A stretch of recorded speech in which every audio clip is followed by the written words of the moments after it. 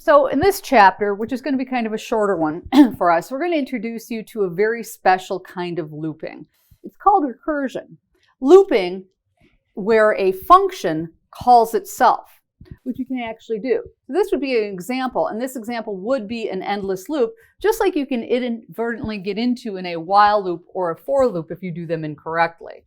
So I've got definition, repeat for my function, and I've got print, recursion, a loop where a function calls itself, and then I go to repeat, and I come back here, and this would be an endless loop. So recursion has a lot of the same advantages and disadvantages as regular loops do. There are some other disadvantages. It has a little bit more overhead for the computer dealing with when it's redoing the functions, but there are certain cases where recursion is the more obvious solution than doing a loop. So there's one situation that I think recursion is a really great fit for. If you're doing some sort of game programming and you've got a function that's setting up the game board and you go through and have people play and you have a play it again button, that's a good time to do recursion, call your function and do the whole thing over. There are a few specific instances like that where recursion is really the best way to do things.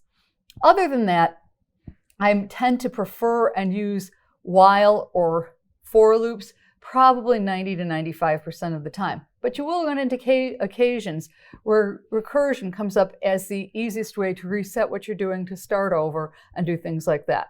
So I will show you a couple of examples of how to set them up where they are not going to be an infinite loop.